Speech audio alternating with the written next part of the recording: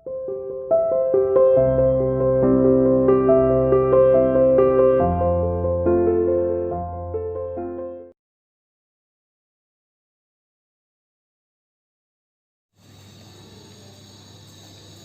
to CI International School online classes. Hello students, how are you?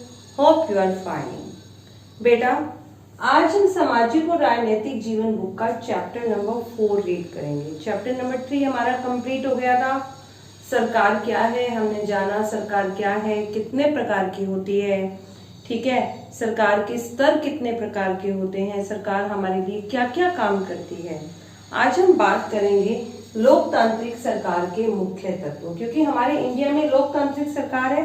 सरकार दो प्रकार की है, लोकतांत्रिक और राजतंत्रीय, ठीक है। लोकतांत्रिक सरकार वो है जो लोगों के लिए लोगों के द्वारा बनाई गई सरकार है, लेकिन राजतंत्रीय सरकार में जो पूरा का पूरा शासन है वो लोगों के हाथों में होता है, राजा और रानी के हाथों में होता है। राजतंत्र में पूरा निर्णय लेने का अधिकार राजा और रानी का होता है, इसमें लोगों का कोई अधिकार नहीं होता, ठीक है। लेकिन लोकतंत्र में पूरा का पूरा अधिकार लोगों के पास होता है, लोगों के चुने हुए प्रतिनिधि ही शासन करते हैं। तो आज हम इसके बारे में बात करते हैं।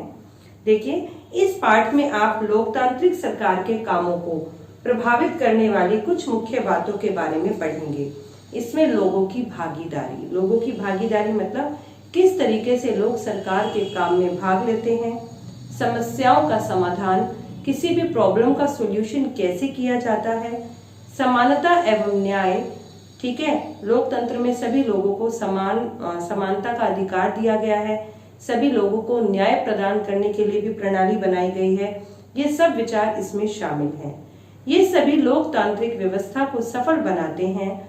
अगर लोकतांत्रिक व्यवस्था न हो तो क्या होगा, अगर लोकतांत्रिक व्यवस्था नहीं होती तो क्या होता। आइए इसे जानने के लिए दक्षिणी अफ्रीका में रहने वाली एक माया की कहानी को पढ़ते हैं। ये देखिए बेटा, ये मैप है आपका, कंटिनेंट का मैप दिया हुआ है, ये देख रहे हैं आप। ये आपका दक्षिणी अफ्रीका है, ये आपका एरिया जो है ये दक्षिणी अफ्रीका का है, और हम इधर हैं इंडिया यहाँ है आपका एशिया में, ठीक है। देखिए, दक्षिणी अफ्रीका एक ऐसा देश है जहाँ कई प्रजातियों के लोग रहते हैं। श्वेत यानी कि गोरे लोग, अश्वेत यानी कि काले लोग, यानी जिनकी त्वचा का रंग सांवला है, जैसे कि भारतीय, मतलब कलर के आधार पर उनको डिफ्रेंशिएट किया गया है। गोरे लोग अलग, काले लोग अलग। जोहान्सबर्ग में रहने वाली 11 वर्ष की दक्षिणी अफ्रीकी लड़की माया नायडू एक दिन पुराने बक्सों की सफाई करने में अपनी माँ की मदद कर रही थी, जैसे आप लोग भी करते हैं। देखिए, अब आगे दिवाली आने वाली है तो हम लोग अपने घरों की सफाई करते हैं। जब हमारे पेरेंट्स सफाई करते हैं तो हम लोग भी उनकी मदद करते हैं। तो ऐसे ही जब ये 11 वर्ष की लड़की जो थी ये अपनी माँ की मदद कर रही थी, तो उसने क्या देखा, उसे एक रजिस्टर यानी कि एक स्क्रैप बुक मिला जो अखबार की कतरनों और तस्वीरों से भरा हुआ था। उसमें अखबार की स्लिप्स कटिंग काट कर रखी हुई थी। उसमें एक 15 साल के स्कूल जाने वाले लड़के की बहुत सारी तस्वीरें थीं। माया ने जब उस लड़के के बारे में अपनी माँ से पूछा तो उसे पता चला उसका नाम था हेक्टर पीटरसन, ठीक है। हेक्टर पीटरसन उसका नाम था। उसको पुलिस ने गोली मार दी। माया को बड़ा झटका लगा। उसने पूछा क्यों। वो सारी पिक्चर जो हेक्टर पीटरसन की थी, जब माया की माँ ने उसे बताया कि पुलिस ने उसे गोली मार दी थी तो माया बहुत शॉक्ड हो गई। उसने पूछा ऐसा क्यों हुआ। माया की माँ ने समझाया कि दक्षिणी अफ्रीका में पहले रंग भेद कानून से शासित था, कि मतलब रंग भेद के आधार पर कानून था। गोरे लोगों के लिए अलग कानून था और काले लोगों के लिए अलग कानून था। रंग भेद का मतलब है त्वचा के रंग के आधार पर भेदभाव करना, कि व्यक्ति की स्किन का कलर कैसा है उसके आधार पर भेदभाव करना। दक्षिणी अफ्रीका की प्रजातियां इसी आधार पर अलग अलग समूहों में बटी हुई थीं।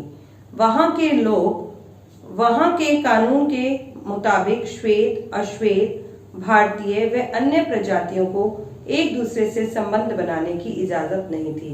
मतलब वहां के कानून के अनुसार जो श्वेत, अश्वेत और भारतीय, जो मतलब वह अन्य प्रजातियों को एक दूसरे से संबंध बनाने की जरूरत नहीं थी। मतलब गोरे लोगों का रिश्ता आपस में अलग रहता था, काले लोग अलग, भारतीय लोग अलग, वे आपस में किसी भी प्रकार का कोई संबंध नहीं बना सकते थे। विभिन्न प्रजातियों के लोग न तो एक दूसरे के आसपास रह सकते थे और न ही एक दूसरे की आम सुविधाओं का इस्तेमाल कर सकते थे। माया को अपने कानों पर विश्वास नहीं हो रहा था कि रंग भेद के तहत किस तरह का जीवन था। उसके बारे में बताते हुए माया की माँ की आवाज में बहुत ही गुस्सा था। उन्होंने बताया कि श्वेत और अश्वेत लोगों के अस्पताल भी अलग थे, कि बेटा उस वक्त काले और गोरे लोगों के लिए अलग अस्पताल था, ठीक है, और अस्पताल की गाड़ियां भी अलग थी। श्वेत लोगों के लिए जो अस्पताल की गाड़ियां थी वे जरूरत के सामानों से सुसज्जित थीं, जबकि अश्वेत लोगों के लिए जो गाड़ियां थी उसमें कोई भी सुविधाएं उपलब्ध नहीं थी। उनके लिए रेलें व बसें भी अलग होती थी, यहाँ तक कि श्वेत और अश्वेत लोगों के लिए बस स्टैंड भी अलग अलग थे। श्वेत लोगों को वोट देने की भी अश्वेत लोगों को वोट देने की भी इजाजत नहीं थी। मतलब काले लोगों के साथ बहुत ही ज्यादा इसमें अन्याय किया गया। गोरे लोगों को सभी सुख सुविधाएं प्राप्त थी, उनको अच्छे हॉस्पिटल्स उनको दिए गए थे जिसमें अच्छी फैसिलिटीज उनको प्रोवाइड थी, लेकिन काले लोगों के हॉस्पिटल्स में किसी भी प्रकार की फैसिलिटीज नहीं थी। उनके बस स्टैंड अलग थे, रेलवे स्टेशन तक अलग थे, और यहाँ तक कि जो काले लोग थे उन्हें वोट देने का भी अधिकार नहीं था। देश की सबसे अच्छी जमीन, मतलब सबसे उपजाऊ जमीन थी, वो भी श्वेत लोगों के लिए आरक्षित थी। वो सिर्फ श्वेत लोग ही उसका इस्तेमाल कर सकते थे जो गोरे लोग थे, और अश्वेत लोगों को खेती के लिए सबसे घटिया जमीन दी जाती थी। इससे पता चलता है कि अश्वेत लोग एवं भारतीयों को श्वेत लोगों के बराबर नहीं माना जाता था, उनके साथ भेदभाव किया जाता था। ठीक है बेटा, ये भेदभाव काफी समय से चलता आ रहा था अफ्रीका के अंदर। और दक्षिणी पश्चिमी हिस्से में एक शहर था जिसका नाम था सोवेटो, जहां सिर्फ अश्वेत लोग ही रहते थे। काले लोगों का शहर था जिसका नाम था सोवेटो। हेक्टर पीटरसन भी वहीं रहता था। वहां के श्वेत लोग अफ्रीकांस भाषा बोलते थे। हेक्टर और उसके स्कूल के अन्य विद्यार्थियों को इस भाषा को सीखने के लिए जोर डाला जा रहा था, ठीक है, कि वो भी अफ्रीकांस भाषा को सीखें, जबकि जो हेक्टर पीटरसन था वो अपनी भाषा जुलू सीखना चाहता था। ठीक है, हेक्टर अपने सहपाठियों के साथ मिलकर अफ्रीकांस सीखने का विरोध कर रहा था, तो दक्षिणी अफ्रीका की पुलिस ने विरोध करने वाले लोगों को बड़ी बेरहमी से पीटा और इस भीड़ पर गोलियां बरसाईं। उनमें से ही एक गोली हेक्टर को लगी जिसमें वह मारा गया। यह घटना 16 जून 1976 की है। ठीक है, 16 जून 1976 की यह घटना है। अफ्रीका राष्ट्रीय कांग्रेस के जाने माने नेता नेल्सन मंडेला ने रंग भेद के खिलाफ काफी लंबे समय तक संघर्ष किया और अंततः 1994 के अंदर उन्हें सफलता मिली। और जब दक्षिणी अफ्रीका एक लोकतांत्रिक देश बना, तब से यहाँ पर काले लोगों को भी बराबरी का अधिकार दिया गया है। तब से प्रजातियों के लोगों को बराबर माना जाने लगा। अश्वेत लोग किस किस तरह से भेदभाव का सामना कर रहे थे, इसकी आप सूची बना सकते हैं। देखिए बेटा, यहाँ दे रखी है आपकी, ये सूची दे रखी है। ठीक है, ये आप सूची प्रिपेयर कर सकते हैं कि अश्वेत लोगों के साथ किस किस तरीके का भेदभाव हो रहा था। जैसे उनके लिए अलग हॉस्पिटल थे, उनके लिए बस स्टैंड अलग थे, रेलें अलग बनाई जा रही थी, उन पर प्रेशर डाला जा रहा था कि वे गोरे लोगों की भाषा अफ्रीकांस को सीखें। इस तरीके का हम इसमें लिख सकते हैं। हेक्टर और उसके साथी किस बात के खिलाफ संघर्ष कर रहे थे? क्यों संघर्ष कर रहे थे बेटा? वो ये चाहते थे कि वो अपनी भाषा जुलू सीखें, वो अफ्रीकांस नहीं सीखना चाहते थे। क्या सभी लोगों के साथ बराबरी का व्यवहार होना जरूरी है? हाँ, सभी लोगों के साथ बराबरी का व्यवहार होना जरूरी है, क्योंकि यदि अगर सभी लोगों के साथ बराबरी का व्यवहार नहीं होगा तो समाज में भेदभाव उत्पन्न होगा, और भेदभाव जब उत्पन्न होता है तो समाज में कई प्रकार के दंगे फसाद भी हो सकते हैं।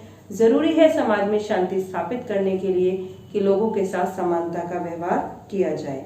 आइए अब हम समझने की कोशिश करते हैं कि सरकार के लोकतांत्रिक होने का हमारे लिए क्या मतलब है। मतलब एक लोकतांत्रिक सरकार क्यों होनी चाहिए? क्योंकि लोकतांत्रिक सरकार जो है समानता और न्याय पर आधारित है। वो सभी लोगों को समान समझती है, और यदि उनके साथ कुछ गलत होता है तो उनके लिए न्याय का भी प्रावधान है। ठीक है बेटा, इस तरीके से हमने इस चैप्टर में पढ़ा कि किस तरीके से दक्षिणी अफ्रीका के अंदर काले और गोरे लोगों के बीच में किस तरीके से भेदभाव होता था। श्वेत लोगों को सभी सुविधाएं उपलब्ध थी, वहीं काले लोगों को इन सुविधाओं से वंचित रखा गया। और जहां पर यह श्वेत लोगों ने अपनी बात को उठाने का प्रयत्न किया तो पुलिस ने उन पर गोलियां बरसाई, उन पर लाठी चार्ज किया और उसी गोली लगने से हेक्टर पीटरसन की मृत्यु हो गई थी। उसकी डेट भी यहाँ पर दी गई है 16 जून 1976 को। ठीक है बेटा, इससे आगे हम कल पढ़ेंगे।